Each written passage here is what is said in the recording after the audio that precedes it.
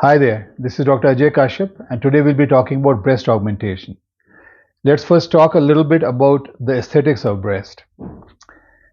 Breast ideally should be about C cup in size, which is what most ladies prefer, between a B cup and a C cup.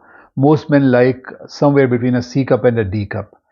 And the way it works is that 45% of the breast should be above the level of the nipple and about 55% below it. So it's not exactly a round structure. It's got a little bit of concavity, just a gentle concavity at the top, and more of a convexity at the bottom. As far as the nipple diameter goes, the areola, which is the brown part or the pink part around the nipple, usually it should be about 4 centimeters in size. Maybe a little bit less or more would do, but 4 centimeter is kind of the size which seems to be ideal. And there should be a gentle projection of the nipple, not inverted, not overly projected. That's the basic aesthetics. In terms of the consistency, and that's important. Lots of ladies think it should be very hard, but the consistency should be supple and soft, but not loose. So the breast implants that are usually put in have the same consistency, which is somewhat firm but not hard, and it matches the usual consistency or the ideal consistency of the breast. Now let's talk about breast augmentation. Breast augmentation is increasing, obviously, as the name implies, is increasing the size of the breasts. Now the way it is done is, except for one non-surgical method where you put in a vacuum for several hours in a day to try and increase the size of the breast, there are no really non-surgical methods that would help. There are two common methods by which breasts are enhanced in size. One is by putting implants, which is the most common one. The second one is by fat transfer from other parts of the body to the breast itself. Now, there is also something called composite breast implant and fat augmentation, which has both of these elements, and that way you can get a little more natural looking effect of the breast. Now, based on what kind of implants are needed, the implants are of two kinds. Let's look at the implants and kind of see what they look like. So this is an implant which has a little valve here, and you can put saline and increase the size. This one is a silicone gel filled implant, which is more commonly used nowadays, which has a better consistency, and you don't need to fill it in. Now, as far as the filling is concerned, it's almost always silicone gel for non-saline implants. And the silicone gel now is in its third or fourth generation, depending on the kind of implant you use, which just means the degree of cohesiveness of the filling, which means how cohesive it is. If you cut into an implant nowadays, the fluid just does not flow out. It kind of stays there. And for the same reason, if there is a leak or a rupture inside the breast itself, then the implant would stay just as it is. There may be a slight deformity of shape, but the silicone doesn't run through or go into the other tissues. There were other implant materials tried, including mineral, colloid, but those did not work out and were not safe. So now what we have is silicone gel implants or saline filled implants, the silicone gel being more popular. As far as the surface of the implants is concerned, the surface of the implant can smooth like this, or it could have a little texture to it, which is called textured implant, and this is called a smooth surface implant. Now there was one, the textured implants were more popular, but there were some complaints with it, because very occasionally and very rarely there was an incidence of a large cell lymphoma that could be attributed to the presence of texture on the implant.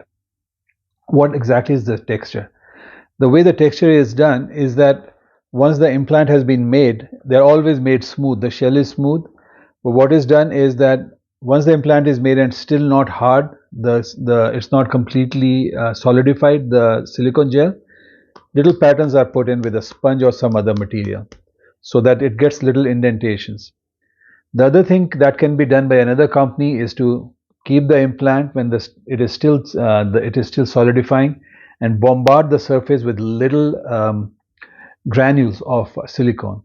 And the silicone granules would determine if it is going to be smooth texture with slight texturing, which is called nano texture, or it can be coarse texturing. The reason why texturing was started was to kind of decrease or minimize the complaint of what's called a capsular contracture. Now, it's important to understand what capsular contracture is. It is the making of a capsule by the body itself as a reaction to the foreign body that is there. Now, usually the capsule is thin and does not usually cause a problem, but occasionally it can be severe. So the texturing that was done initially with polyurethane material and later on with just silicone was to prevent or minimize that capsule or the scar tissue that forms around the implant. With time, it was realized that polyurethane may have a small chance of having problems, and it was abandoned. Actually, the studies that showed problems were in mice and rats, not in humans. However, polyurethane was abandoned and silicone texturing was done. Now, with the recent evidence that there may be a very rare but finite incidence of having a large cell lymphoma to which the texturing could contribute, texturing has been stopped except for nano texturing, which is extremely gentle and should not result in any problems whatsoever. Many people use only smooth implants now for the same reason. Now, the other thing that one needs to understand about implants is the shape. Now, very often people think it should be very round in shape, and that is called a round implant. Sometimes it's more anatomic, where the bottom is heavier and the top is less convex. This is more convex at the bottom, and it forms a teardrop shape or an anatomic shape. These are more important for reconstructions where the breast has been removed and a natural looking breast can be formed by anatomically shaped implants. So now we've had the surface, the texture, the filling material, and the shape of the implant. The next thing that comes is the profile of the implant. What the profile means is if it is high, it means that for the same volume you'll have higher projection of the implant. The next is moderate profile, which means somewhat less, so the diameter becomes a little bit bigger but it's flatter. And then the regular low profile implant would have lower projection but a bigger diameter. So if it's a big chest and you want only a little augmentation, those would work fine. Small chest, you want a lot of augmentation with the same volume, then you use high projection or moderate projection implants depending on how high you want it to be. So that's as far as the characteristics of the implants go. Now the next thing that we need to kind of understand is how do we put the implants in? So the implants are put in through different kinds of cuts. Small cuts are used. Those can be in the axilla or the armpit, just beneath the breast, which is the fold of the breast. The next is around the areola or the brown part of the nipple. And the last one, which has almost been abandoned now, is through the belly button. This was called a trans-umbilical breast augmentation, or TUBA for short. The favorable incisions, which are the best ones. If you don't want it to be visible at all, you can put it in the axilla, and the cut would show only if someone raises her hand up. However, the placement with putting it through the axilla is a little more difficult, and if the shape is less than ideal of the natural breast, then one should not do the transaxillary breast augmentation. The second one is through an incision or through a cut just beneath the breast, the fold of the breast, and that allows us to directly position the implant and make a pocket for the implant as we desire. The next one is the one that is around the areola, and unless the areola is very big, it does not allow putting in a silicone gel implant very easily. Saline implants can be put through that, and those work fine. But trying to put in a silicone gel implant through a small cut, which has to be fairly small for being around the areola, is a little more difficult. Another problem with the incision around the areola of the nipple is that the sensation of the nipple can occasionally become less because of the nerves being stretched out. So between all the incisions, the two that are most preferred are either beneath the breast or in the fold of the breast or in the axilla or the armpit. Once having decided what incisions to go by and having decided the size of the implants depending on what the lady wants, the next step would be to go and decide what plane to put the implant in. Now, very often when you go and talk to the plastic surgeon, he or she will show you different implants and sizes to see what size it should be. And then he or she will also discuss what plane would be the best for you to have the implant put in. What are the different planes? The first plane is just beneath the breast, between the breast and the muscle, and that is called the subglandular plane or submammary plane. This is above the fascia of the muscle itself, but behind the bulk of the breast. The advantage of this is that the pain is less, the swelling may be slightly less, but also what you would have would be a little bit of a lift of the breast. The disadvantage is that the capsular contracture can be more palpable if it happens in this location, because some ladies do not have enough breast tissue to cover up the capsule well. The advantage of not having pain is kind of limited because pain even in other locations lasts for only a few days. However, the advantage of lift is very important, especially for ladies who've had babies and have a little more loose skin and have what we call a pseudotosis, which means not true drooping of the breast, but just emptiness. The second plane that we put the implants in is between the fascia, which is like a covering of the muscle, thin covering of the muscle, and the muscle itself, and that is called subfascial. Now, subfascial implants have some advantages of submammary or subglandular implant, but also have some advantages and disadvantages of submuscular, the one behind the muscle. Those implants that are put subfascial are done through the same incision, but a pocket is made just beneath the fascia. The plane in the fascia is slightly more difficult to dissect, and the bleeding may be a little bit more than the other two locations. However, the placement does have several advantages, and a lot of surgeons go with subfascial implants when they want advantages of both approaches, that is submammary and submuscular. The last one is submuscular, where you put the implant behind the pectoralis or this big muscle here. And sometimes instead of putting all the implant behind the muscle, half of it is put, the upper half is put behind the muscle and the rest of it below the muscle. And that is called dual plane, when both planes are being used. So those are as far as the placement is concerned. When you talk to your plastic surgeon, do use sizes to see what's the best implant for you. Do discuss about the placement of the implant, the subglandular, the subfascial, submuscular implants, their placement, the incisions, the type of implants, and the kind of projection you are looking for.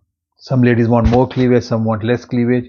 So you have to kind of weigh the pros and cons of each approach and tell the surgeon your desires and what you would like to look like.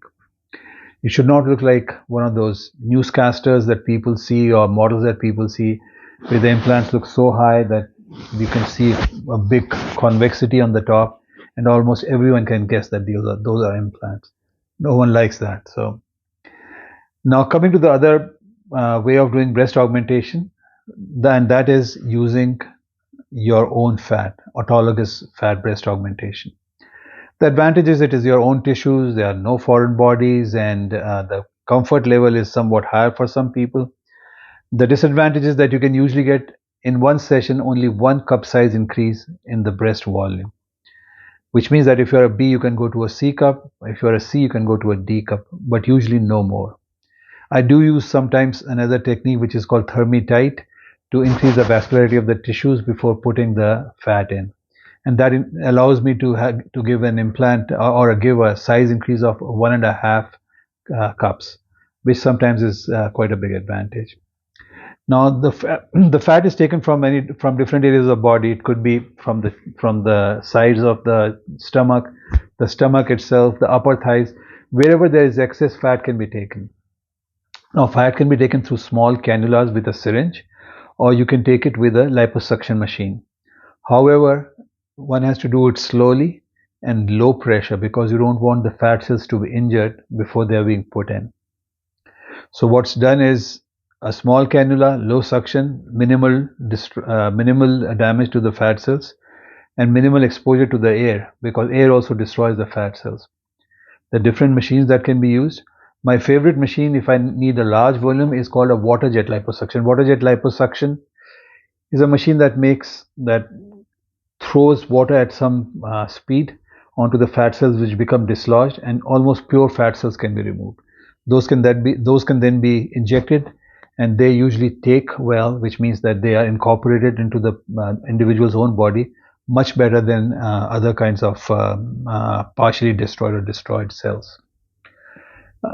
Doing it for small volumes, I use what's called a micro cannula liposuction, which is using a fairly thin cannula which sucks out the fat through a very small cut that is made about 2 millimeters, which is easily hidden for everyone. Now, once the fat has been extracted, it has to be purified, and sometimes I add a little PRP to further increase or enhance the viability or the life of the fat cells. Now those fat cells are then, when isolated, they are purified further, and if PRP is to be added, that's added, and those are then injected through small cannulas or small needle-like cannulas which have a blunt tip and a hole at the end so that the fat can be injected without traumatizing the tissues that they are going through. Those little cannulas are specially made for the purpose of dissection without damage or trauma. They are done usually through small cuts in the areola, the brown or the pink part of the nipple, and occasionally through different parts of the skin. None of the cuts are visible and they hide really, really well. Now, the injections are usually done either in the subcutaneous plane, that is between the breast and the skin, and occasionally in the deeper layer close to the fascia. But they should not be done in the breast tissue itself because they can occasionally cause problems. Now, if the fat cells die by chance and they are in the breast tissues, then they can even mimic, in terms of mammography, they can even mimic a carcinoma, and there would be an unnecessary biopsy for that. So the ideal favored sites for putting in fat are right beneath the skin in the subcutaneous fat and tissue, and then they can be put at the level of the fascia beneath the breast. Once these have been put in, and they have to be put in such a manner that no major globules are left, because if this is the fat that has been put in, the blood supply enters to it from the periphery, from the outside, and if there's a big globule, then the inside would die, causing what's called fat necrosis. The smaller the globule, the smaller the amount of fat that is injected at each site, the easier it is for it to get blood supply and become viable and a part of the natural breast. So small globules, multiple places, small injections, and if need be, you can certainly have a second session of putting in more fat, but do not put too much fat at one time. That is what most of us do. Minimizing the amount of fat that can be put in and making sure it's put in different areas so that it takes well and there is no fat necrosis. Now, the third kind of breast augmentation is through a composite technique, which means putting in an implant a little bit smaller, then shaping the rest of the breast with fat augmentation. And that works out beautifully. It gives advantages of both. There would be a nice shape to the breast, and there would be a good volume because of the implant. The shape would be because of the fat injected, and also the incidence of capsular contracture becomes less because there's a better coverage of the breast tissue and the implant itself. Now, there are always, with any procedure, there are always risks and benefits. A lot of people are concerned about the implants, and I'll go briefly over what are the things people are concerned about. The first thing I would say is the shape. Now, the shape of the breast, as I said, if it is well done, comes out very nice. If there's any asymmetry before, the two sides look different, then they can always be changed with the help of either fat or with the help of different sized implants, as long as the diameter is the same. The other thing people are concerned about is rupture or leakage of the implant. That has become quite rare, although if someone is having implants at a very young age, you should assume that at some point in your life you may have to have them changed.